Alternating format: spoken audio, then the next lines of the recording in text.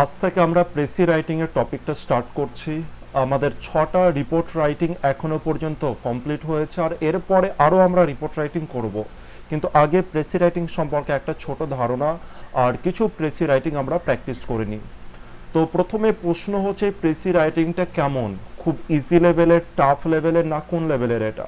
তো এটা হচ্ছে খুবই ইজি লেভেলের একটা টপিক। তো প্রেসি রাইটিংটা কি, মানে প্রেসিটা কাকে বলা হচ্ছে? ধরে নাও তোমার সামনে যদি কোনো একটা বড় প্যারাগ্রাফ থাকে, সেই বড় প্যারাগ্রাফকে তুমি যখন ছোট আকারে প্রকাশ করবে, সাপোজ ধরে নিলাম যে এই হচ্ছে একটা বড় প্যারাগ্রাফ রয়েছে তোমার সামনে, এই বড় প্যারাগ্রাফকে তোমাকে ছোট আকারে প্রকাশ করতে হবে। তো তাকেই আমরা প্রেসি বলছি। শুধুমাত্র একটা জিনিসের খেয়াল রেখো, সামনে যে ব্যক্তি আছে, যে তোমার এই প্রেসি পড়ছে, তার মনে যেন এই ফিলিংসটা না আসে যে তোমার প্রেসিটাকে, মানে তুমি যেটাকে ছোট করেছো সেটাকে ছোট করা হয়েছে, এটা যেন সামনের জনার মনে ফিলিংস না আসে। সামনের জনা যেন এটা না বুঝতে পারে যে তুমি যেটাকে লিখেছো এটা তো বড় প্রেসি, আর তোমাকে এটা তো বড় একটা প্যারাগ্রাফ, আর একে তুমি ছোট করে লিখছো, এই পর্যায়ে লিখছো। তো তোমার ওই সামনের ব্যক্তি যখন এটাকে পড়বে, সে যেন বুঝতে না পারে যে একে তুমি ছোট করেছো। তার মনে যেন এই ফিলিংসই আসে যে এই যে প্রেসি যেটা রয়েছে, এই যে প্যারাগ্রাফ যেটা রয়েছে, সেটাই হচ্ছে অরিজিনাল প্যারাগ্রাফ, এই ফিলিংসটা যেন আসে। তো এবার তোমাদের মনে হতে পারে, স্যার এটা কি পসিবল? এটা কি করে পসিবল যে আমি এত বড় আকারকে ছোট করে পরিণত করব, আর সামনের ব্যক্তি ভাববে যে এটা একদম অরিজিনাল প্যারাগ্রাফ? এটা কি করে হতে পারে? তো চলো এটার জন্য তোমাদের আমি একটা ছোট একটা এক্সাম্পল দিই, আর আশা করব যে তোমরা ওটা থেকে অনেক কিছু জিনিস বুঝতে পারবে।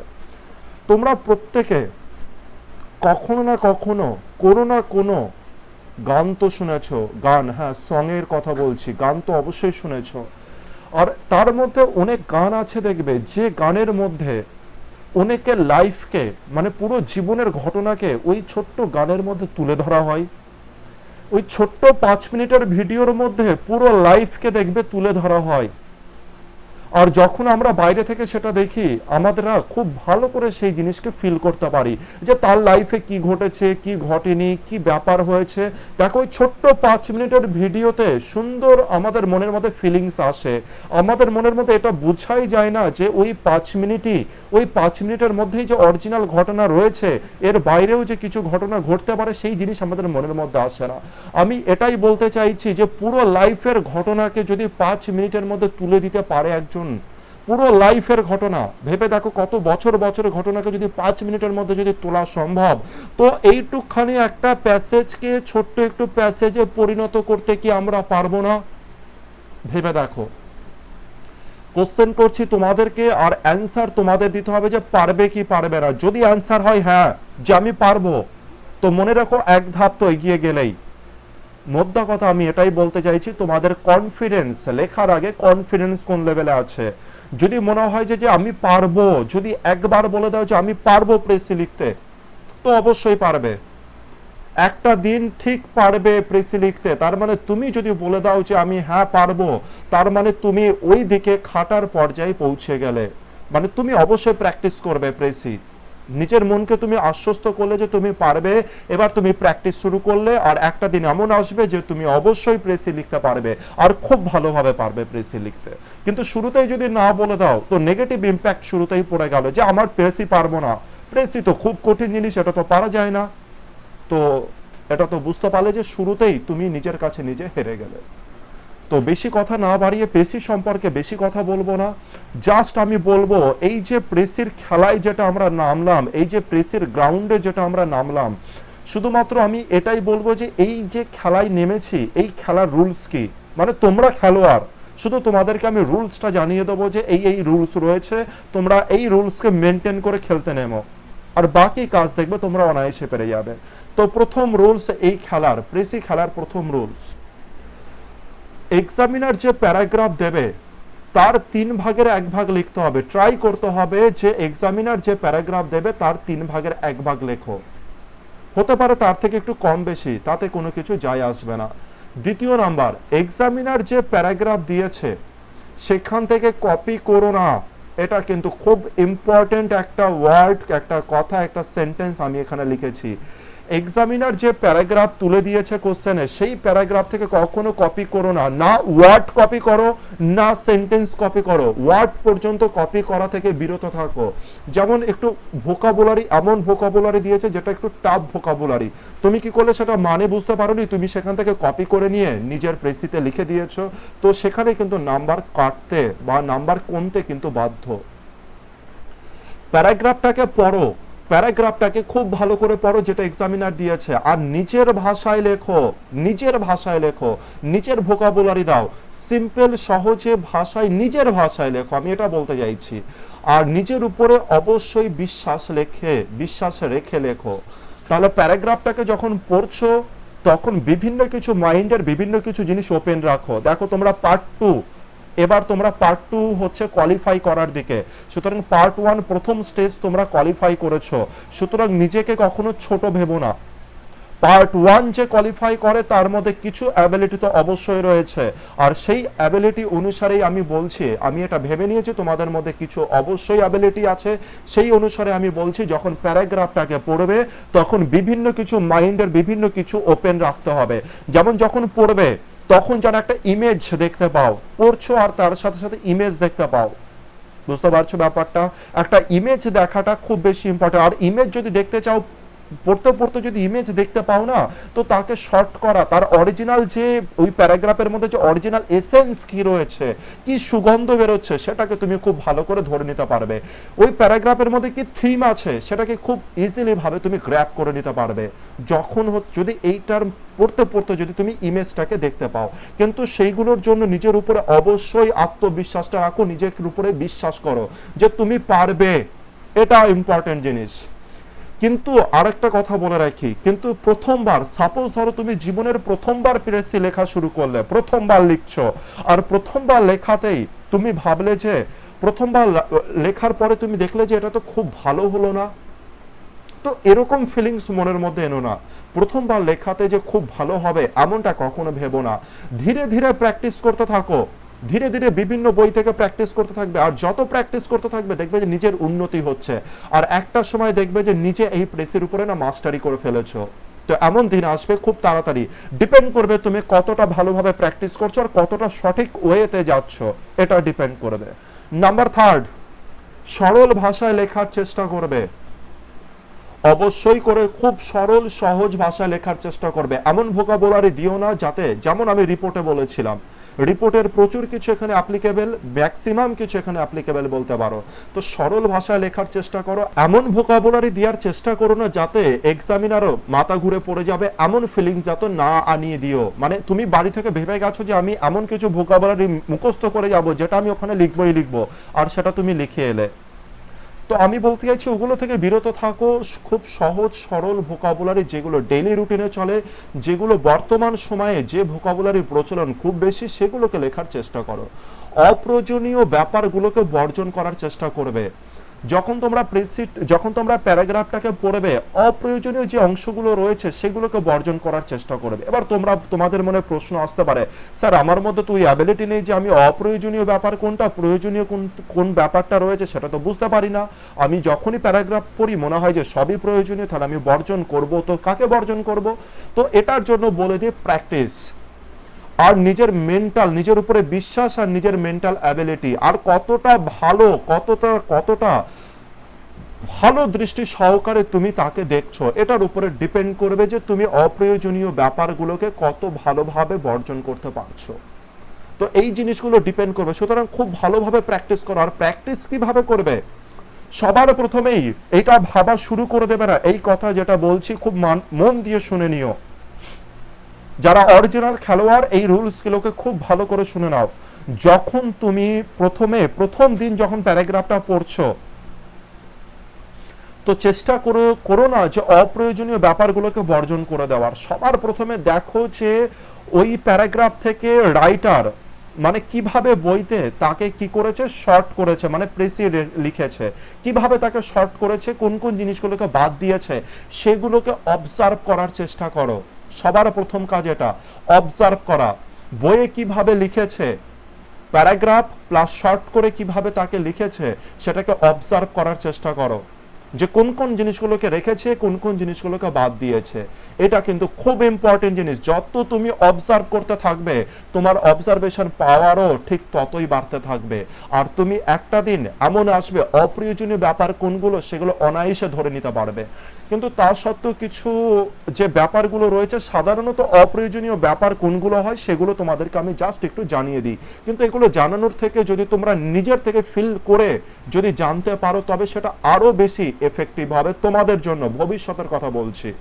এখন যদি আমি বলে দিই না এটা আছে, এটা আছে, এটার ক্রাইটেরিয়া এটা, এটার আউটলাইন এটা, তো এটা এখনকার জন্য এফেক্টিভ হবে, আগামী দিনগুলোর জন্য এফেক্টিভ হবে না। যে তোমার ন্যাচারাল ফ্লো যেটা রয়েছে, যে তোমার এফেক্টিভনেস দিনকার দিন তখনই বাড়বে যদি তুমি নিজের থেকে অবজার্ভ করো। যদি আমার বলা ভাষা যদি তোমরা শিখে যাও, আমি যেটা লিখছি যদি সেটা তোমরা মুখস্থ করে লেখা শুরু করো, তবে কিন্তু মনে রেখো উন্নতির মাত্রা একটা জায়গায় গিয়ে আটকাতে বাধ্য। সুতরাং নিজের থেকে নিজে অবজার্ভ করো। তো নিজে যদি অবজার্ভ করা শিখে যাও না, তবে কেউ আটকাতে পারবে না। শুধু এটা পিএসসি ক্লার্কশিপের জন্য এমনটা ভুল করেও ভেবো না, এটা যে কোনো ডিপার্টমেন্টের জন্য আমি এই কথাটা বলে দিলাম। যদি বুঝতে পারো তো বুঝে নিও আমার কথাটাকে। তো অপ্রয়োজনীয় ব্যাপারগুলো যেটা হয় চিরাচরিত সাধারণত বাদ দেওয়া হয় কোনগুলোকে, যে কোনো কোটেশনের মধ্যে যে জিনিস আছে, কারোর মন্তব্য, কারোর এক্সাম্পল, কোনো একটা প্যারাগ্রাফের মধ্যে কোনো একটা এক্সাম্পল দেওয়া আছে তো সেটাকে হাঁটাও। কারোর মন্তব্য, কেউ একটা কিছু মন্তব্য করতে, সেটাকে হাঁটাতে পারো। তো এই জিনিসগুলো রয়েছে। তো আমি মোদ্দা কথা, আমি এইগুলোর উপরে বিশ্বাসী কখনোই নই। আমি অলওয়েজ বিশ্বাস করি যে নিজের থেকে অবজার্ভ করে সমস্ত কিছু করা। নাম্বার 4, ডাইরেক্ট স্পিচ ব্যবহার না করাই শ্রেয়। কোশ্চেনে যে ডাইরেক্ট স্পিচ যেটা থাকে, মানে ইনভার্টেড কমার মধ্যে যেগুলো থাকে, প্যারাগ্রাফে যদি ইনভার্টেড কমার মধ্যে কিছু থাকে তো সেগুলোকে ব্যবহার না করাই বেটার। নাম্বার 5, রাফ ড্রাফটিং করার চেষ্টা করবে প্রথম দিকে। যদি কেউ এটা প্রথম ভিডিও হয়ে থাকে তার, সে আগে কখনো ভিডিও দেখোনি, তবে বলবো যে রিপোর্ট রাইটিং এর কনসেপ্টে চলে যাবে আর রাফ ড্রাফটিং কাকে বলে সেটা বোঝার চেষ্টা করবে। খুব ভালো করে রাফ ড্রাফটিং বোঝার চেষ্টা করবে, কারণ রাফ ড্রাফটিং ডিপেন্ড করবে আমাদের প্রেসিতে কোহেসিভনেস বজায় রাখার জন্য। কোহেসিভনেস মানে তোমরা জানো যে একটা অপরের সাথে কত ভালো করে লিঙ্ক আপ রয়েছে, আর লিঙ্কিং এর জন্য কিন্তু আলাদা মার্ক থাকবে যে তুমি কত ভালো লিঙ্ক করতে পারছো একটা ঘটনার সাথে আরেকটা ঘটনার। সাপোজ তুমি প্রথমে দিলে মাথা, মাথার সাথে জয়েন করে দিলে পা, তো চলবে না। মাথার সাথে গলা যোগ করতে হবে, তারপরে বডি, আর তারপরে পা দিতে হবে, তবে গিয়ে কোহেসিভনেসের ব্যাপারটা থাকবে, সুন্দর ব্যাপারটা থাকবে। তো যার পরে যেটা তারপরে সেটাই লেখার চেষ্টা করতে হবে। আর রাফ ড্রাফটিং কিভাবে করতে হবে আমাদের প্রেসিতে সেটাও আমি বলবো। অ্যাকর্ডিং টু সিচুয়েশন আমাদের রাফ ড্রাফটিং করতে হবে, কারণ রাফ ড্রাফটিং সম্পর্কে আমাদের বেশ ভালো নলেজ হয়ে গেছে। সুতরাং আমরা এখানে অ্যাকর্ডিং টু সিচুয়েশন করব। যত আমরা প্রেসিতে যাব তত আমি বিভিন্ন ধরনের রাফ ড্রাফটিং বলার চেষ্টা করব। তোমরা এর আগেও রিপোর্ট রাইটিং এ দেখেছো, এমন নয় যে আমি একটা ভিত্তিতেই করার চেষ্টা করছি, যে আমি এটা বলে দিয়েছি তার মানে এটা এর উপরেই আমি শুরু করব, এছাড়া কোনো কিছু নতুনত্ব হতে পারে না। তো বিভিন্ন নতুনত্ব হতে পারে, বিভিন্ন ভ্যারাইটি আনবো, বিভিন্ন ভ্যারাইটি। তোমরাও বিভিন্ন ভ্যারাইটির চেষ্টা করবে যাতে কোশ্চেনে যেমন কোশ্চেন আসবে সেই অনুসারে তোমরা কাজ করতে পারো, একদম অরিজিনাল জায়গায় টিক করতে পারো, আঘাতটা অরিজিনাল জায়গায়। নাম্বার 6, এটা বলার দরকার ছিল না কিন্তু তবুও আমি লিখে দিয়েছি, যদি টাইটেল লিখতে বলে তবেই টাইটেল লিখবে। অনেক সময় কি হয় যে টাইটেল লিখতে বলে না, আবার অনেক সময় টাইটেল লিখতে বলে, তো কোশ্চেনে কি বলেছে সেটার দিকে অবশ্যই খেয়াল রেখো। আর একটা জিনিস বলি, প্র্যাকটিসের সময় চেষ্টা করো সমস্ত কিছু লেখা হয়ে যাওয়ার পরে টাইটেল লেখার। প্র্যাকটিসের সময় বাড়িতে যখন প্র্যাকটিস করছো সেই সময় চেষ্টা করবে আগে বডিটা লিখে নাও আর তারপরে গিয়ে তোমরা টাইটেল লেখো। তো এটা কাজ করো প্র্যাকটিসের সময়। আর প্র্যাকটিস করতে করতে এমন হয়ে যাবে না এক্সামের খাতায় গিয়ে শুরুতেই তোমরা টাইটেল বসাবে আর তারপরে ডাইরেক্ট লেখা শুরু করে দেবে। তো এটা শুরুতে এই প্রবলেমগুলো আসতে পারে, আর ধীরে ধীরে প্র্যাকটিসে এই জিনিসগুলো হতে পারে। এটা তোমাদের সাথে আমি বলার চেষ্টা করলাম। নাম্বার 7 যেটা নেই, যেটা আমি বলার চেষ্টা করেছিও, তোমরা বুঝতেও পেরেছো যে প্যারাগ্রাফে যে জিনিস আছে, অরিজিনাল জিনিস যেটা আছে সেটাকে কিন্তু আবার বাদ দিয়ে দিও না। আগে প্যারাগ্রাফটাকে ভালো করে পড়বে, ইমেজটাকে দেখার চেষ্টা করবে যে কি রয়েছে, তারপরে ফিল করবে সামনের জনকে যখন তুমি ছোট করে বলবে, সামনের জন সত্যি বুঝতে পেরেছে তো যে কি ঘটনা ঘটেছে টোটালি। এমন নয় তো যে তুমি কাট করে দিয়েছো বলে সামনের জনকে যখন ছোট করে বলেছো সামনের জন ওই জিনিসটাকে অল্প অল্প করে বুঝেছে, মানে টোটাল ঘটনাকে বুঝতে পারেনি, এমন ঘটনা যাতে না ঘটে সেই দিকে কিন্তু খেয়াল রাখতে হবে। মুদ্রা কথা আমি বলতে চাইছি যে অরিজিনাল প্যারাগ্রাফে যে মূল এসেন্স ছিল, এসেন্স মানে তোমরা বুঝতে পারছো, যে অরিজিনাল যে থিম ছিল তাকে কিন্তু বাদ দেওয়ার চেষ্টা করবে না, তাকে অবশ্যই নিজ প্যারাগ্রাফের মধ্যে যেটা তুমি লিখছো শর্ট করে তার মধ্যে অবশ্যই রেখো, যাতে সামনের জন টোটাল ঘটনাকে খুব ভালো করে বুঝতে পারে। আসল ব্যাপারটা কি জানো, এটাও তাহলে তোমাদের সাথে আমি একটু শেয়ার করার চেষ্টা করি। সবার আগে বলো যে প্রেসি, সবার আগে প্রেসির কথা হাঁটাও, ভালো করে বোঝো। একজন বুদ্ধিমান ব্যক্তি যে কোনো বড় ঘটনাকে, এটা তোমরা হয়তো খেয়াল করেছো, খুব ছোট করে আমাদের সামনে রিপ্রেজেন্ট করতে পারে, এটা তোমরা খেয়াল করেছো। যে কোনো সাপোজ ওর একটা দুর্ঘটনা ঘটেছে, একটা বড় কিছু স্ক্যাম ঘটেছে, যে কোনো কিছু হতে পারে, তো সেই ঘটনাটাকে একজন ব্যক্তি ছোট করে, মানে সেই ব্যক্তি ছোট করে বলতে পারবে যার মধ্যে যথেষ্ট পরিমাণে এইটা আছে, বুদ্ধি রয়েছে, যার মধ্যে অ্যাবিলিটি আছে যে বড় ব্যাপারকে ছোট করে আমাদের সামনে বলার, আর আমরা সেটাকে খুব সুন্দর করে বুঝতে পারি। তো এক্সামিনার এই জিনিসকেই আমাদের সামনে টেস্ট করছে।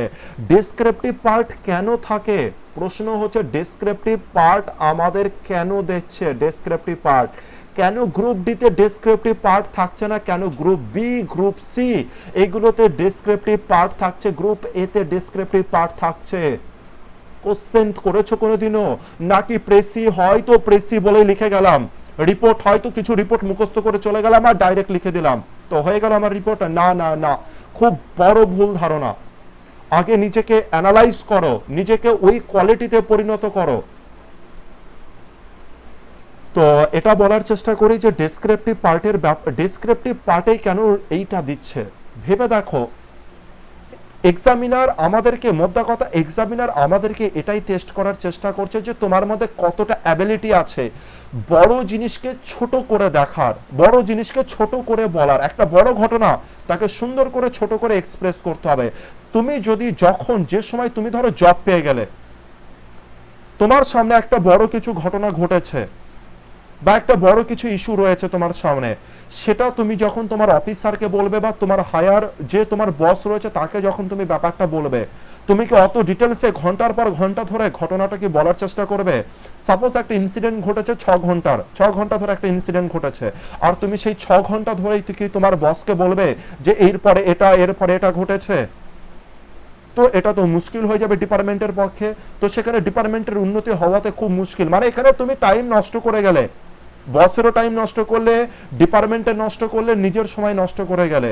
তো সেখানে তোমার কি করতে হবে, ওই 8 ঘন্টার ঘটনাকে সুন্দর করে তোমাকে 2 মিনিট 3 মিনিট 4 মিনিটের মধ্যে রিপ্রেজেন্ট করে দিতে হবে বসের সামনে। যা তোমার মধ্যে যদি ওই অ্যাবিলিটি থাকে, ওই অ্যাবিলিটি আছে কিনা সেটাই তোমাকে ডেসক্রিপটিভ পার্টে চেক করার চেষ্টা করে। এরকম ভাবে প্রতিটা পার্টে রিপোর্ট রাইটিং আলাদা রুলস আছে, রিপোর্ট রাইটিং এও আলাদা সাইকোলজিক্যাল ব্যাপার আছে, ট্রান্সলেশনে সাইকোলজিক্যাল ব্যাপার আছে, প্রতিটা পার্টে সাইকোলজিক্যাল ব্যাপার আছে, যেগুলো আমরা কখনো ভাবি না। আমরা শুধু ভাবি রিপোর্ট রাইটিং আছে। ম্যাক্সিমাম জন আমরা, তোমরা নিজেরা ভেবে দেখো, ম্যাক্সিমাম জন আমরা কি করি যে শুধুমাত্র রিপোর্ট রাইটিং করছি তো করেই যাচ্ছি। আর রিপোর্ট রাইটিং এ নতুন টপিক কি হবে, এই টপিক কি হবে, স্যার আপনি কারেন্ট অ্যাফেয়ার্স দিন, স্যার আপনি এটা করান, স্যার আপনি ওটা করান, সেটা করান। আরে এটা মনে রেখো, যদি তোমার মধ্যে অরিজিনাল অ্যাবিলিটি থাকে তো এটা ওটা করানোর কোনো দরকার নেই। অরিজিনাল ফ্যাক্টটাকে বুঝে নাও, একবার ফ্যাক্টটাকে বুঝে নাও। আর ঘটনা কি ঘটছে সেগুলো জাস্ট একটুখানি নিউজ পেপার দেখে সম্পর্কে একটু নলেজটা বাড়িয়ে নাও। যেমন আসামের ফ্লাডে কি কি হয়েছে একবার শুধু একটু জেনে নাও। আর তো কোনো কিছু নয়। আর কে কেমন ভাবে রাইটিং লেখালো তাতে তোমার কি যায় আসে? তোমরা নিজের থেকে লেখো, তবে গিয়ে নাম্বার ক্যারি হবে। আমি কিভাবে আসামের ফ্ল্যাট লিখেছি সেটা ফ্যাক্ট নয়, আমি কি কি জিনিস লিখেছি সেটা ফ্যাক্ট নয়। তো আমার ফরম্যাটে, মানে আমার ধরনটাকে তোমরা বোঝার চেষ্টা করো। আমি কেন এগুলো দিচ্ছি, আমার ধরনটাকে বোঝার চেষ্টা করো, ধরনটাকে শুধুমাত্র। আমি যেটা লিখছি সেটাকে গিয়ে কপি করো না, তবে কিন্তু মুশকিলে পড়ে যাবে, তার মধ্যে অ্যাবিলিটি নেই তোমার মধ্যে। যাই হোক, অতিরিক্ত কিছু বলে দিলাম আজকে। তো শুরু, আর এগুলো জানা উচিত আমাদের। একজন স্টুডেন্ট যখন অরিজিনালিতে পাস করবে, অরিজিনালিতে সে যদি সাকসেস পেতে চায় তবে এই জিনিসগুলো মাস্ট। তো এবার কথা না বাড়িয়ে চলে আসবো আমাদের প্রেসি মানে স্ট্র্যাটেজির জন্য আমরা চলে আসবো মার্কস ডিস্ট্রিবিউশনের দিকে। তো সবার প্রথম পয়েন্ট হচ্ছে রিলেভেন্ট। এর অর্থ হচ্ছে প্রাসঙ্গিকতা। প্রাসঙ্গিক মানে যে প্যারাগ্রাফটা যেটা তুলে দিয়েছে, সেই প্যারাগ্রাফে যে পয়েন্টগুলো তুলেছে, অরিজিনাল যে পয়েন্টগুলো তুলেছে সেটাই কি তুমি লিখেছো নাকি নিজের থেকে বানিয়ে লিখে দিয়েছো। সাপোজ ধরো যে কোনো একটা স্টোরি তুলে দিয়েছে, যে কোনো একটা স্টোরি তুলে দিয়েছে, আর তুমি কি করে দিলে, তুমি করোনা ভাইরাস সম্পর্কে লিখে দিলে, তো এটা রিলেভেন্ট হলো না। তো তোমার এখানে কি হয়ে যাবে, তুমি যদি রিলেভেন্ট অনুসারে না লেখো তবে তোমার এখানে 3 নম্বরে পুরো 3 নাম্বার আউট, মানে 0 মার্কস চলে আসবে। নাম্বার 2 রয়েছে হচ্ছে স্পেলিং আর গ্রামার। স্পেলিং আর গ্রামারকে আমি একসাথে রেখেছি, আর এই অনুসারেই মার্কস ডিস্ট্রিবিউশন হবে। যেটা আমি করেছি সেটা হচ্ছে অফিসিয়াল মার্কস ডিস্ট্রিবিউশন, যেটা তোমাদের সামনে আমি তুলে ধরেছি। তো স্পেলিং আর গ্রামারের জন্য রয়েছে 1.5 মার্কস, আর আমাদের জানি তো টোটালে কত মার্কস রয়েছে, এটা 15 মার্কস আশা করছি। তো 15 মার্কস অনুসারে মার্কসটাকে আমি ডিস্ট্রিবিউট করেছি। ওয়ার্ড লিমিটে রয়েছে আমাদের হচ্ছে 1.5। ওয়ার্ড লিমিট মানে আমাদের কত ওয়ার্ড লিখতে হবে। সাপোজ 300 ওয়ার্ডের আমাদের প্যারাগ্রাফ দিয়েছে, তো 3 ভাগের 1 ভাগ লেখো, অর্থাৎ 100 খানে ওয়ার্ডের মধ্যে তোমরা লেখার চেষ্টা করো। তো 100-র কিছু বেশি বা কিছু কম এটা মাননীয়, মানে 100-র কম হলে একটু বেশি ভালো হয়, আর 100-র বেশি যদি হয়ে যায় তো ঠিক আছে, কিন্তু চেষ্টা করবে 100-র ভিতরেই রাখার। নাম্বার 4 রয়েছে কন্টেন্ট কোয়ালিটি। তোমার কন্টেন্ট, তোমার লেখার মধ্যে কন্টেন্টটা কত স্ট্রং সেটাই দেখবে, কোয়ালিটি কত ভালো সেটা দেখার চেষ্টা করবে, আর তার জন্য রয়েছে 2 মার্কস। পরের পয়েন্ট হচ্ছে ফরম্যাট। তোমার ফরম্যাট ঠিক আছে কিনা, ফরম্যাট মানে হেডিং দিচ্ছ কিনা, এটা ওটা সেটা, এই জিনিসগুলোকে দেখার চেষ্টা করবে, আর সেখানে রয়েছে আমাদের 1.5 মার্কস। এরপরে রয়েছে রাইটিং নিট অ্যান্ড ক্লিন। তুমি রাইটিংটা কত ভালোভাবে লিখছো, নিট অ্যান্ড ক্লিন ভাবে লিখছো কিনা। আর আমি রিপোর্ট রাইটিং এর স্ট্র্যাটেজিতে আমি এটা বলেছিলাম, একটা খাতাতে যখন লিখবে তখন সেখানে ইমাজিনারি লাইন কি হয় সেই জিনিস সম্পর্কে আমি বলেছিলাম, নিট অ্যান্ড ক্লিন ভাবে কিভাবে লিখবে সেই জিনিস সম্পর্কে আমি বলেছিলাম। তো এইটাই নিট অ্যান্ড ক্লিনের মধ্যে পড়ে, টোটাল ব্যাপারটা নিট অ্যান্ড ক্লিনের মধ্যে পড়ে, আর এখানে রয়েছে 1.5 মার্কস। 1.5 মার্কস এখানে ক্যারি করবে।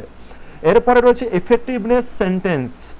তোমার যে সেন্টেন্স তুমি লিখছো সেটা কত এফেক্টিভ সেটা দেখবে এক্সামিনার, আর এখানে রয়েছে 2 মার্কস।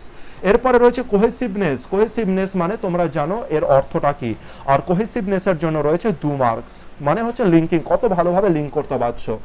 সুতরাং যেমন রিপোর্টে বলেছিলাম এখানে আমি সেরকম কথাই বলছি। দেখো এখানে কত মার্কস আমাদের হাতে রয়েছে, নাম্বার 2 আমাদের হাতে, নাম্বার 3 আমাদের হাতে, নাম্বার 5 আমাদের হাতে, নাম্বার 6 আমাদের হাতে, অর্থাৎ 1.5 মার্কস 3 আর 3, অর্থাৎ 6 মার্কস আমাদের নিজের হাতে রয়েছে। 15 নম্বরের মধ্যে 6 মার্কস আমাদের হাতে রয়েছে, আর বাকি 9 মার্কস রয়েছে কার হাতে, এক্সামিনারের হাতে। কেন এক্সামিনারের হাতে রয়েছে, ধরে নাও তুমি একটা প্রেসে লিখে এসছো, আর এক্সামিনার বলছে, যিনি চেক করছেন তিনি বলছেন যে তুমি যেটা লিখেছো সেটা রিলেভেন্ট নয়, সেটা প্রাসঙ্গিকতা নেই, সেটা লজিক্যাল নয়। এবার তুমি কি বলবে, না এটা লজিক্যাল, আমি এটা আপনাকে গ্যারান্টি দিচ্ছি এটা লজিক্যাল, এটা কি তুমি বলতে পারবে কোনোদিনও? ওটা কখনো বলতে পারবে না। এক্সামিনার ডিপেন্ড করবে, এক্সামিনার বলবে ওটা লজিক্যাল কি লজিক্যাল নয়। সুতরাং তুমি যতই যাই করো, তুমি সেখানে এক্সামিনারকে বলে দিতে পারবে না যে ওটা লজিক্যাল কি লজিক্যাল না। বুঝতে পারলে ব্যাপার, তাতে তুমি যা খুশি করে নিও। দ্বিতীয় নাম্বার কন্টেন্ট কোয়ালিটিও এক্সামিনারের উপরে ডিপেন্ড করবে। এক্সামিনার যদি মনে করে কোয়ালিটি ভালো, তো কোয়ালিটি ভালো, তুমি যত ভালো লিখে আসো না কেন, এক্সামিনারের কাছে যদি মনে হয় যে মানে এই কোয়ালিটি খারাপ, তো খারাপ, মাথায় রেখো ব্যাপারটা। সেরকম ভাবে এফেক্টিভনেসও ডিপেন্ড করবে এটা, কোহেসিভনেসও ডিপেন্ড করবে এটা এক্সামিনারের কাছে। তো আমি বলতে চাইলাম এই 4খানা যে ব্যাপার রয়েছে, এই 1 2 3 4, এই 4টে ব্যাপার কিন্তু ডিপেন্ড করবে এক্সামিনারের কাছে রয়েছে, আর ওইখান থেকে নাম্বার আমাদেরকে তুলে আনতে হবে। আর এই তোলা কিভাবে নাম্বার তুলবো, সেই কারণে যা যা জিনিস আমি বলার চেষ্টা করব সেই জিনিসগুলোকে খুব ভালো করে বোঝার চেষ্টা করো। তো চলে আসি আজকে আমাদের প্রথম প্রেসিতে।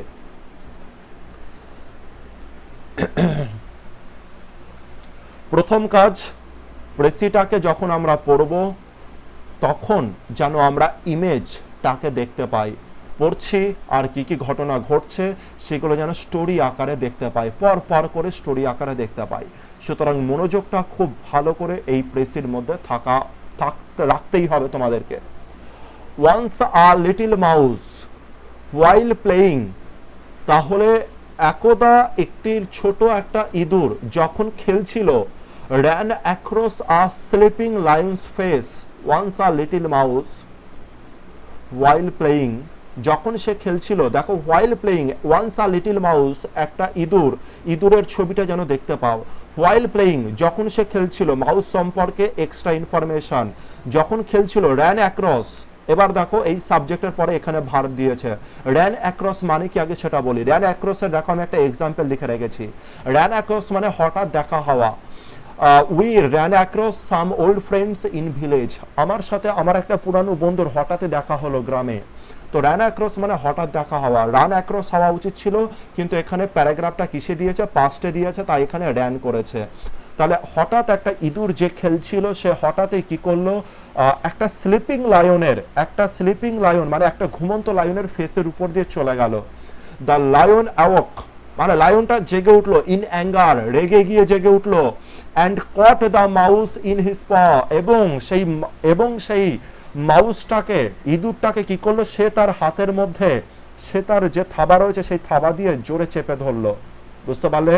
তাহলে একটা সিংহ ঘুমাচ্ছিল, একটা লিটল মাউস সেখানে তার উপর মুখের উপর দিয়ে চলে গেল বলে সিংহটা ঘুম থেকে ভেঙে গেল, মানে সিংহটার ঘুম ভেঙে গেল, সিংহটা জেগে উঠলো আর সিংহটা তাকে ধরে ফেললো। দ্য মাউস বেগড বানানটাকে একটু ঠিক করে নেবে, বেগড ফর পার্ডন, মানে এরপরে কি করলো, মাউসটা, ইঁদুরটা ক্ষমা চাইলো যে আমি এরকম করেছি, আমাকে ক্ষমা করে দাও।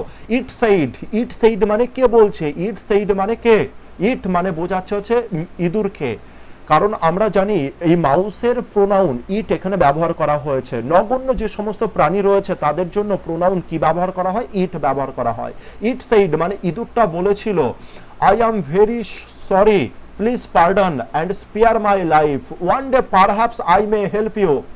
তো ইঁদুরটা বলেছিল, আমি খুব দুঃখিত, আমাকে দয়া করে ক্ষমা করে দিন এবং আমাকে ছেড়ে দিন, আমার জীবনটাকে ভিক্ষা দিন, একদিন হতেই পারে আমি তোমাকে হেল্প করতে পারি। আই মে হেল্প, মে মানে হতে পারে, আমি সম্ভবত আমি কোনো না কোনো সময় তোমাকে হেল্প করতে পারি। মে মানে পসিবিলিটি সেন্সে মোডাল অক্সিলারি ভার্ব মে আমরা ইউজ করি। দ্য লায়ন লাফড, সিংহটি হেসে উঠলো। কেন হেসে উঠলো, ভাবলো যে ওই ছোট জিনিসটা আমাকে হেল্প করবে। অ্যান্ড পার্ডনড, এবং ক্ষমা করে দিল ইঁদুরটাকে, হেসে উঠলো কিন্তু ক্ষমা করে দিল, যাই হোক ভালো ছিল সিংহটা। So the mouse thanked him, সুতরাং মাউস তাকে কি করলো, ধন্যবাদ জানালো। And ran away in joy, এবং আনন্দের সহকারে সে ছুটে চলে গেল। ওয়ান ডে আফটার দিস, একদিন পর, এই ঘটনার একদিন পর, the lion was caught in a net, লায়নটা মানে সিংহটা ধরা পড়ে গেল কিসে, নেটে। কার দ্বারা, বাই সাম হান্টার্স, কিছু হান্টারের দ্বারা লায়নটা ধরা পড়ে গেল কোথায়, একটি নেটের মধ্যে। তো এখানে দেখো এটা কিসে রয়েছে, প্যাসিভে রয়েছে। দ্য লায়ন ওয়াজ কট, এটা দেখো বি ভার্ব রয়েছে, আর এটা দেখো কট মানে ভিতরি, বি আর ভি3, তার মানে এটা প্যাসিভে রয়েছে। আর তাছাড়া তো বাই তো রয়েছে, এটা দেখে তোমরা বুঝো, কিন্তু বাই দেখে কখনো প্যাসিভকে চেনার চেষ্টা করো না, তবে হচ্ছে যদি তোমরা সিজিএল এর মতো এক্সাম দাও তবে সেখানে খুব বড় পরিমাণে ফেসে যাবে। এরপরে বলেছে he wrote loudly in range, তারপরে কি বলছে যে সে খুব জোরে জোরে চিৎকার করছিল, খুব জোরে জোরে গর্জন করছিল সিংহটা, কারণ কি, সে হচ্ছে ওই নেটের মধ্যে ধরা পড়ে গেছিল। The mouse heard the roar, মাউসটা, ইঁদুরটা সেই যে গর্জন শুনতে পেল। And went to the lion, এবং সেখানে ছুটে গেল। The lion was strong, lion ছিল খুব শক্তিশালী, but could not break the net, কিন্তু সে নেটটাকে ভেঙে ফেলতে পারেনি। The mouse first cut one rope then another, the mouse কি করলো, প্রথমে একটা রোপ কাটলো আর তারপরে আরেকটা কাটলো। And soon the lion was free, এবং তারপরে লায়ন কি হলো, ফ্রি হয়ে গেল। আশা করি তোমরা ইমেজটা সুন্দর করে দেখতে পেয়েছো। আর আমি প্রথম যে স্টোরিটা নিয়েছি সেটা পিকে দে সরকার থেকেই নিয়েছি, আর সেখান থেকে প্রথম যে প্যারাগ্রাফ, মানে খুব ইজি মাপের একটা জিনিস নিয়েছি, যাতে প্রথমে আমরা ইজি দিয়ে স্টার্ট করব। ইজি দিয়ে আমি এটা বোঝানোর চেষ্টা করব যে কিভাবে কাজ করতে হয়, আর ধীরে ধীরে করে আমরা টাফের দিকে আসবো, মানে ভালো লেভেলের দিকে আমরা পৌঁছাবো। আর সেই সময় দেখবে তোমরা নিজেরাই অনায়াসে প্রেসি করতে পারবে। কিন্তু তার জন্য আগে আমি কি কি ঘটনা ঘটাচ্ছি সেই জিনিসগুলোকে ঘটিও তোমরা যখন নিজের থেকে অ্যাপ্লাই করবে।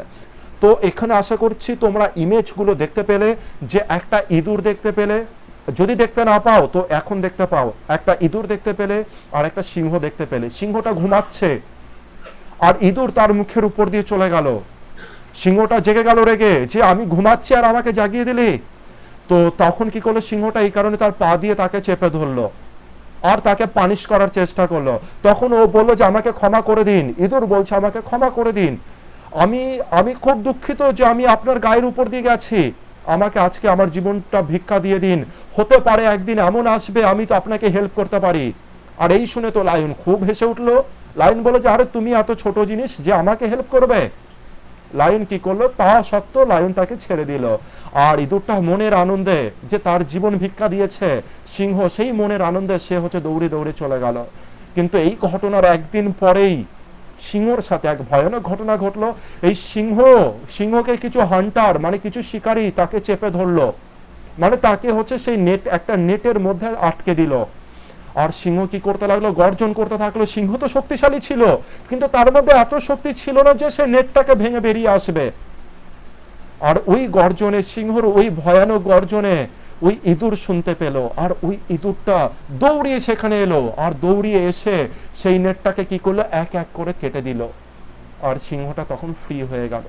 আর তারপরে বুঝতেই পারছো যে সিংহ আর ইঁদুরের মধ্যে কি হওয়া উচিত, বন্ধুত্ব হয়ে যাওয়া উচিত। তো বন্ধুত্ব হয়ে যাওয়া উচিত এগুলো লেখো না, আমি জাস্ট বলতে চাইছি সুন্দর ইমাজিনেশন, এটাকে আমি করার চেষ্টা করছি। তো যাই হোক, এবার তোমাদের কাজ কি, ইমাজিন তো আমরা করতে পারলাম, এবার তোমাদের কাজ কি? এবার তোমাদের কাজ হচ্ছে এই যে ঘটনাটাকে, এই যে বড় ঘটনা যেটা রয়েছে, সামনের কোনো ব্যক্তিকে এই ঘটনাটাকে ছোট করে বলা। তোমার সামনে কোনো ব্যক্তি আছে যাকে তোমাকে ছোট করে বলতে হবে, আর সেই ব্যক্তি যাতে ফিল না করতে পারে যে তুমি ঘটনাটাকে ছোট করে তার কাছে রিপ্রেজেন্ট করেছো, প্লাস ওই ব্যক্তি যাতে টোটাল ঘটনাটাও বুঝতে পারে। তো এটাই তো হলো প্রেসি। তো সবার প্রথমে আমি এটাকেই বোঝানোর চেষ্টা করব। তো কি করে বলতে পারো, নিজেরা ভাবো এবার এই ঘটনাটাকে কি করে বলবে, কি করে বলতে পারো। তো সবার প্রথমে আমরা একটু ড্রাফটিং করে নিই, মানে রাফ ড্রাফটিংটা করে নিই। তো রাফ ড্রাফটিংটা করে তারপর আমরা একটু বর্ণনা করার চেষ্টা করবো। তবে আগে আমরা ইম্পর্টেন্ট পয়েন্টগুলো দেখার চেষ্টা করি। তো এখানে বলেছে একটা ইঁদুর হচ্ছে কি করেছিল, লায়নের ফেসের উপর দিয়ে গিয়েছিল এবং লায়নটা জেগে গেছিল। তাহলে লায়নটা জেগে গেছিল কিসের সাথে, অ্যাঙ্গারের সহিত। বুঝতে পারলাম, তাহলে এটা একটা ইম্পর্টেন্ট পয়েন্ট হতে পারে। জেগে গেছিল মানে কি, সে ঘুমাচ্ছিল নিশ্চয়ই। তো এখানে আবার ঘুমাচ্ছিল এগুলো বলার এক্সট্রা করে দরকার নেই। তো এইটুকখানি জেগে গেছিল এর সাথে, তো এটা ঠিক আছে। এরপরে কি হতে পারে, যে এরপরে যে সিংহটা রয়েছে তাকে ধরে, সিংহ হচ্ছে ইঁদুরটাকে ধরে ফেললো, আর ইঁদুর কি করলো, তখন প্রাণের ভিক্ষা চাইলো। এটা হতে পারে প্রাণের ভিক্ষা। তো আমি এখানে আন্ডারলাইন করে দিচ্ছি, মানে আমি এখানে রাফ ড্রাফটিং বলে আলাদা করে আমি কেন লিখছি না, কারণ এটা খুবই সিম্পল, শুধুমাত্র আন্ডারলাইন করলে এই স্টোরি আমাদের সামনে চলে আসবে। যদি দরকার পড়ে যে লিখে রাফ ড্রাফটিং করার, তো আমি অবশ্যই করে আমি লিখে বোঝানোর চেষ্টা করব, কিন্তু এখানে দরকার নেই। আচ্ছা, কেউ একজন আমাকে জিজ্ঞাসা করেছিল যে এই যে রাফ ড্রাফটিং, এটা কি করার সময় পাওয়া যাবে? এটা তো করার সময় পাওয়াতে হবে, সময় তো তুমি এমনিও পাবে না ছটা করার। বুঝতে পারলে, তুমি যদি মনে করো যে আমি এই ছটা লিখবো, তো মনে রেখো আমি একটা ছোট এক্সাম্পল বলি। দীর্ঘ 16 বছরের এক্সপিরিয়েন্সড রাইস টিচার একজন ছিলেন, যিনি ওই এক্সাম দিয়েছে, আর যিনি রাইস থেকে মানে 1 বছর পড়িয়েছিলেন আর কি উনি, তারপরে নিজে পড়াতেন। 16 বছর ব্যাপী তিনি হচ্ছে খাটছিলেন, 16 বছর। তা তিনি হচ্ছে এই পরীক্ষা, মানে লাস্ট ইয়ারের কথা বলছি, লাস্ট ইয়ারে যখন হয়েছিল, তা তিনি তখন এই এক্সামটা দিতে গেছিল। তা এক্সামটা দিতে গিয়ে তিনি 6খানা কিন্তু কমপ্লিট করতে পারেনি, 5খানা কমপ্লিট করতে পেরেছিল। কিন্তু তার সাথেই বসেছিল একজন ব্যক্তি, যে না তার কোনো এক্সপিরিয়েন্স ছিল না কোনো কিছু ছিল, সে জাস্ট নিজের উপরে বিলিভ করতো। সে কিন্তু 6টা কমপ্লিট করেছিল, 6টা কমপ্লিট করেছিল উইথ রাফ ড্রাফটিং 50 মিনিটের মধ্যে। আর তার বেস না সে ইংলিশ মিডিয়ামের, না তার সায়েন্স স্ট্রিম, না তার অন্য কোনো কিছু, শুধু নিজের উপরে বিলিভ আর নিজের থেকে লিখবো এই টেন্ডেন্সি তার মধ্যে ছিল, আর তার দরুন সে 50 মিনিটের মধ্যে কমপ্লিট করেছিল। তো এটা তোমার উপরে ডিপেন্ড করবে যে টোটাল ব্যাপারকে তুমি পারবে কি পারবে না। শুরুতেই যদি হেরে যাও, তো পরে গিয়ে কি লড়াই করবে? সবার আগে শুরুতে বলো যে আমি পারবো, এটা বলা উচিত। আর শুরুতেই হেরে যাবে, তো প্রচুর ক্যান্ডিডেট আছে যারা এই চাকরি ছিনিয়ে নেবে, তোমাকে চাকরি দেবে না। কোশ্চেন, আমি এটা কিন্তু আমি নয় যে আমাকে জিজ্ঞাসা করেছিল তাকে আমি হার্ট করে বলার চেষ্টা করছি, না না না, তাকে হার্ট করে না, আমি অরিজিনাল ফ্যাক্টটা বলার চেষ্টা করলাম।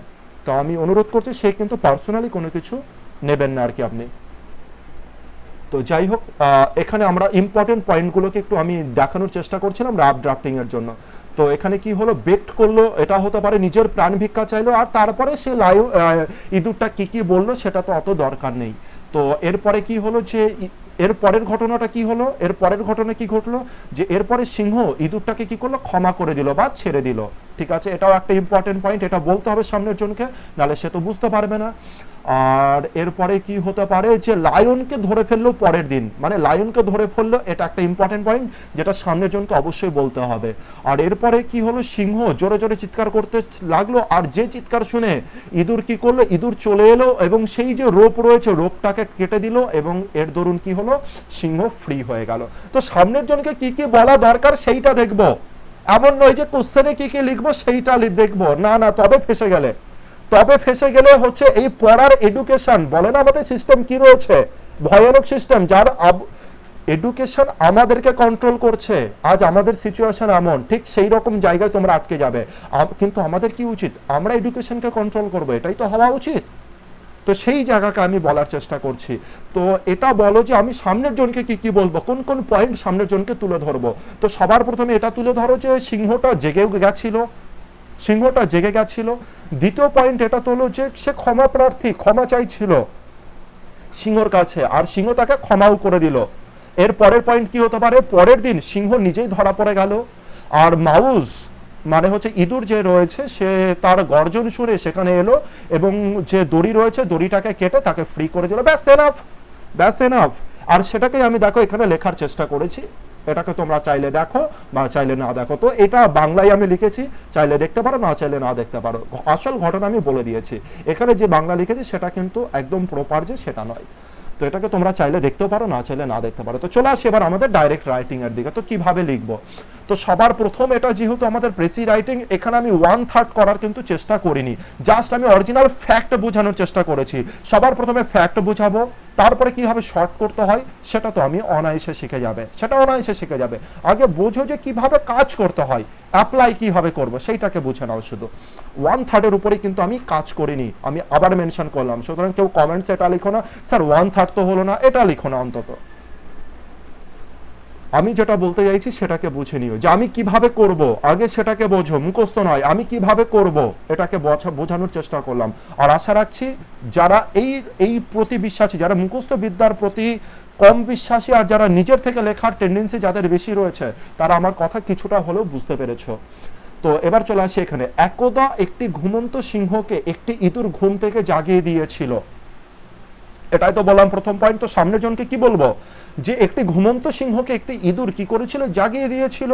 তো এটার ইংলিশ আমি লিখবো ওয়ান্স, একদা একটি ঘুমন্ত সিংহকে। তুমি চাইলে স্লিপিং লেখো, না চাইলে না লেখো, অসুবিধার কিছু নেই, কারণ জাগিয়ে দেওয়া ইংলিশ এখানে রয়েছে অ্যাওয়াকেন্ট। বুঝতে পেরেছি, তুমি চাইলে এখানে স্লিপিং লেখো অথবা না লেখো, তুমি যদি বলো অ্যাওয়াকেন্ট মানে জাগিয়ে দিয়েছিল, তার মানেই বুঝবে যে লায়নটা ঘুমাচ্ছিল। বুঝতে পারলে আমার ঘটনাটা। তো ওয়ান্স, একদা একটি লায়নকে, আচ্ছা আর লায়ন কেন ইউজ করলাম, আর পরে আমি দি লায়ন কেন ইউজ করব সেটাও বলছি। এখানে লায়ন আর র্যাট সম্পর্কে সবার প্রথমে আমি ইন্ট্রোডিউস করছি, তাই এখানে আমি আর্টিকেল এ ইউজ করলাম। আর্টিকেল এ অথবা অ্যান আমরা ইউজ করব, কখন ইউজ করব, যখন কোনো কিছুকে সবার প্রথমে ইন্ট্রোডিউস করা হচ্ছে। এর আগে যদি আমি এর বর্ণনা না করে থাকি তবে আমি এখানে এ অথবা অ্যান ইউজ করব। কিন্তু এর পরের লাইনগুলোতে তোমরা দেখবে আমি যে দা ইউজ করছি, দা লায়ন, দা র্যাট। কেন, কারণ দেখো শুরুর লাইনে আমি এখানে আ লায়ন আর আ র্যাট বলে আমি ইউজ করে দিয়েছি। তাই যেহেতু আমি আগে ইন্ট্রোডিউস করে দিয়েছি, তাই পরের লাইনগুলোতে আমি দা লায়ন, দা র্যাট এগুলোই আমি কিন্তু ইউজ করব। তো এখানে আমি কি লিখলাম, once a lion was awakened by a rat. তাহলে একদা একটি সিংহ জেগে গেছিল কার দ্বারা, একটি ইঁদুরের দ্বারা। তো এখানে কোন ভয়েসে রয়েছে আশা করি বুঝতে পারছো, এটা বি ভার্ব। আর বি ভার্বের পরে যদি V3 থাকে তো তাকেই আমরা কি বলবো, তাকে আমরা প্যাসিভ বলবো। এই জিনিসের উপর আমি কেন বারবার আমি বোঝানোর চেষ্টা করছি, কারণ প্যাসিভ তো এর উপরেই দাঁড় করিয়ে রয়েছে। আর প্যাসিভে সিজিএল মেন্সে এত বেশি মার্কস রয়েছে যে তোমরা আইডিয়া করতে পারবে না। শুধুমাত্র হচ্ছে আইডিয়া করতে পারবে না এটা বলা ভুল, তোমরা অনেকেই জানো যে কত মার্কস রয়েছে। তো মানে শুধুমাত্র ভয়েস আর ন্যারেশনে হিউজ মার্কস ক্যারি করছে, কখনো 50, কখনো 60, 60, কখনো 50 থেকে 60 মার্কস কিন্তু সিজিএল মেন্সে ক্যারি করে। আর যদি এর সাথে প্রিলি যোগ করে দাও তবে 70 নাম্বার হয়ে যায় প্রায়, এই দুটো যোগ করে। তো এটা হয়ে গেল প্রথম লাইন। এবার দ্বিতীয় পয়েন্ট কি তুলে ধরা যেতে পারে, তাহলে সিংহটিকে একটি ইঁদুর জাগিয়ে দিয়েছিল। এবার রাগী সিংহটা মানে ক্রুদ্ধ সিংহটা কি করলো, ইঁদুরটাকে ধরে ফেলেছিল এবং তাকে পানিশ করতে চেয়েছিল। এটা হবে পরের লাইন। বাংলার দিকে বেশি যাবে না, কারণ আমি তো অরিজিনাল ঘটনা বলছি, বাংলার দিকে বেশি যেও না, আমি এটাই অনুরোধ করব। তাহলে কি বললাম, এবার ক্রুদ্ধ লায়নটা কি করলো, ক্রুদ্ধ লায়নটা তাকে ধরে ফেললো, যেহেতু জাগিয়ে দিল তাই ক্রুদ্ধ লায়নটা তাকে ধরে ফেললো এবং তাকে পানিশ করতে চাইলো। সবগুলো কিসে রয়েছে, পাস্টে লিখছি। সব যে ওয়ার্ডগুলো রয়েছে, সেন্টেন্স যেগুলো রয়েছে সেগুলো আমি পাস্টে লিখছি। কেন পাস্টে লিখছি, কারণ প্যারাগ্রাফ আমার রয়েছে পাস্টে। পয়েন্টটা মাথায় রেখো, এটাও কিন্তু খেলার আরেকটা রুলস বলতে পারো। এই যে খেলায় নেমেছি তার আরেকটা রুলস, প্যারাগ্রাফ আমার পাস্টে রয়েছে, তাই এটা আমি কিসে লিখছি, পাস্ট টেন্সে লিখছি। তাহলে কি বললাম, কোহেসিভনেস বজায় রাখছি। সিংহটিকে জাগিয়ে দিল ইঁদুরটা, এর দরুন সিংহটা রেগে গেল, মানে রাগী সিংহটি রেগে গেল বা ক্রুদ্ধ সিংহটা, দুটোই তো সেম ব্যাপার। ডিপেন্ড করবে তুমি কতটা ক্লেভার, তুমি কতটা স্মার্ট, যে এই কথাটাকে সুন্দর করে লিখে দিচ্ছ। যেমন আমি এখানে লিখেছি সিংহটি রেগে গিয়ে ইঁদুরটিকে ধরে ফেললো।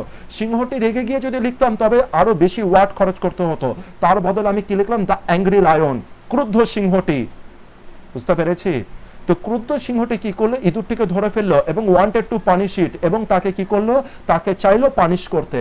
তো দেখো আমি এখানে V2 অর্থাৎ পাস্ট ফর্ম ব্যবহার করেছি, এখানেও পাস্ট ফর্ম ব্যবহার করেছি, আর এখানে একটা ভার্ব ইউজ করেছি, সেটা হচ্ছে পানিশ। কিন্তু এখানে আমি V2 ইউজ করিনি কেন, কারণ তার আগে কি আছে, টু আছে।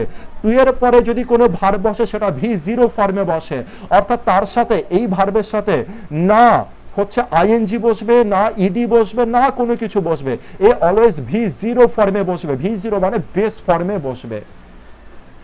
তো এই ব্যাপারটা তোমরা বুঝতে পারলে, লায়নটা হচ্ছে খুব ক্রুদ্ধ, লায়নটা তাকে ধরে ফেললো এবং তাকে পানিশ করতে চাইলো। তাহলে এখনো পর্যন্ত কোহেসিভনেস আমার সুন্দর রয়েছে। পরের পয়েন্টে চলে আসি।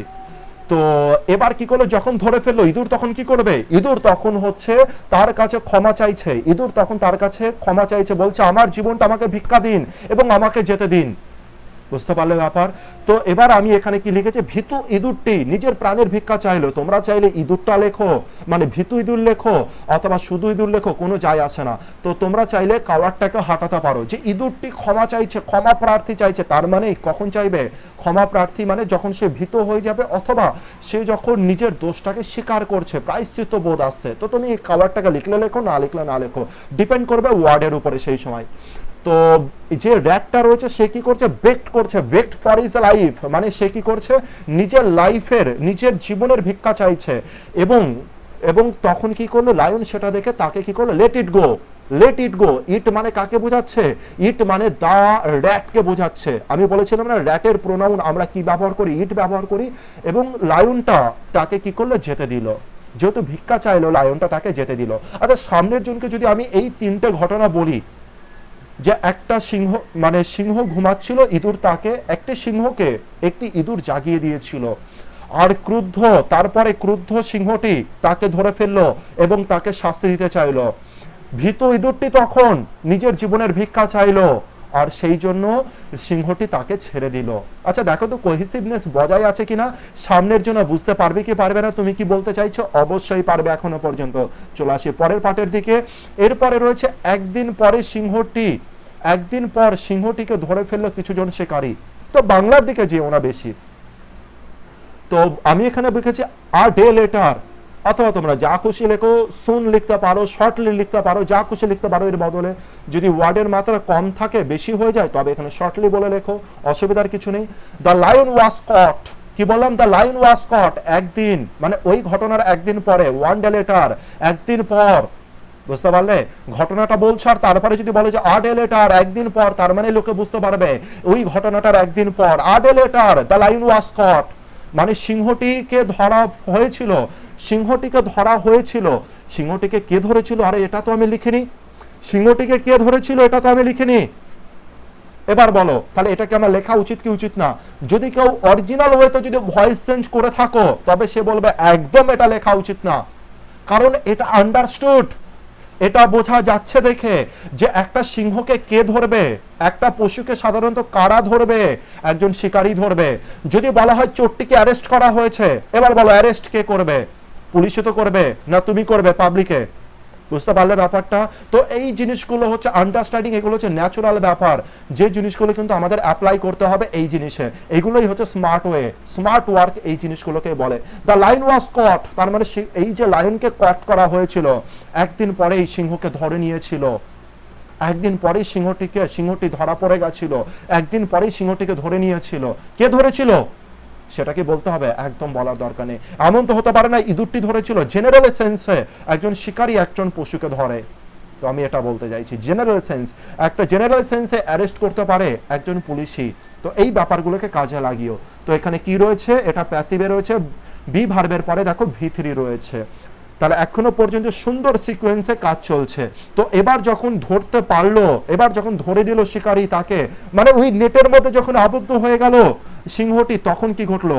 সিংহটি তখন গর্জন করতে লাগলো। মানে সিংহর গর্জন শুনে সিংহটি তখন গর্জন করতে লাগলো, এটা না বলে যদি আমি বলি সিংহর গর্জন শুনে, কোনো প্রবলেম আছে? কোনো প্রবলেম নেই, সেটা হচ্ছে বেস্ট ওয়ে। তো সিংহর গর্জন শুনে ইঁদুরটি এলো এবং দাঁত দিয়ে সেই নেটটি কেটে তাকে মুক্ত করে দিল। তো লেখো hearing the roar of the lion. তো সিংহের গর্জন শুনে hearing the roar of the lion, সিংহের গর্জন শুনে কমা দিয়ে দ্য র‍্যাট কেম, ইঁদুরটি এসেছিল পাস্ট টেন্সে, and cut the net, cut মানে এটাও পাস্ট টেন্সে রয়েছে, কাট। তো এটাও পাস্ট টেন্স, এবং কেটে দিল নেটটা উইথ ইটস টিথ, কেটে দিল নেটটা তার কিসের সাহায্যে? দাঁতের সাহায্যে। তোমরা চাইলে উইথ ইটস টিথ যদি না লেখো তো না লিখবে, অসুবিধার কোনো ব্যাপার নেই। অ্যান্ড ফ্রিড হিম, ফ্রিড মানে ফ্রির পাস্ট ফর্ম, ফ্রিড হিম, এবং তাকে মুক্ত করে দিল। বুঝতে পারলে? তো খুব ইজি জিনিস। তো প্রেসি তো খুব সিম্পল ব্যাপার, শুধু ডিপেন্ড করবে তুমি কোন নজরে দেখছো। তুমি কি ওকে প্রেসি আকারে দেখছো, নাকি সামনের জনকে একটা স্টোরি বলবে সেই আকারে দেখছো, এটা ডিপেন্ড করবে তোমার উপর। আর দেখো প্রেসি, মনে রেখো তোমার প্লাস পয়েন্ট প্রেসি হচ্ছে প্লাস পয়েন্ট। কেন বলছি? কারণ তোমার এখানে সময় অনেক কম লাগবে, অন্তত রিপোর্ট রাইটিং এর তুলনায়। তো প্রেসিকে তোমরা খুব বড় হাতিয়ার করে তুলে দাও, কিন্তু মুখস্থ করে নয়, নিজের অবজারভেশন দ্বারা। আগে অবজার্ভ করো, প্যারাগ্রাফে কি বলা আছে অবজার্ভ করো। আরে রুলস রেগুলেশনের পেছনে বেশি ছুটো না, কারণ রুলস রেগুলেশন তো করাতে আমি A to Z জিনিস বলে দেবো। শুরুতে আমি বেশি গেলাম না, কারণ শুরুতে বেশি বলার দরকার নেই, আগে অরিজিনাল জায়গায় আঘাত করি, তারপরে বাকি কিছু হবে। তো এটা ছিল একটা প্রেসি, যেটা আমি নিজের থেকে তোমাদেরকে লেখার চেষ্টা করেছিলাম। এবার পিকেদে সরকারের বইয়ে এটা কিভাবে দেওয়া আছে সেটা এখানে আমি লিখে দিয়েছি, সেটা এখানে দিয়ে দিয়েছি। তোমরা চাইলে এটাকে দেখতে পারো, এটাও খুব সুন্দরভাবে লেখা রয়েছে। আর আগে যেটা ছিল সেটা আমি লিখেছি, যাতে তোমাদেরকে আমি সুন্দর করে বোঝানোর চেষ্টা করি, যাতে তোমরা খুব ভালোভাবে বুঝতে পারো। আবার বলে দিই, আমি কিন্তু এখানে 1/3 উপরে নজর রাখিনি। আমি তোমাদেরকে প্রথম প্রেসি, তাই এটা আমি বোঝানোর চেষ্টা করলাম যে ঘটনা কি ঘটা উচিত। বুঝতে পেরেছো? এর পরের প্রেসি থেকে আরো সুন্দরভাবে, আরো ভালোভাবে আমি জিনিসগুলোকে রেডি করার চেষ্টা করব। কিন্তু আমি যা যা জিনিস বললাম সেগুলোকে ইমপ্লিমেন্ট করার চেষ্টা করো নিজেকে। এমন নয় যে শুনে খাতায় লিখে নিলে, না, সেটাকে এইখানে রাখার চেষ্টা করো আর তাকে ইমপ্লিমেন্ট করার চেষ্টা করো। তো আজকে এই পর্যন্ত।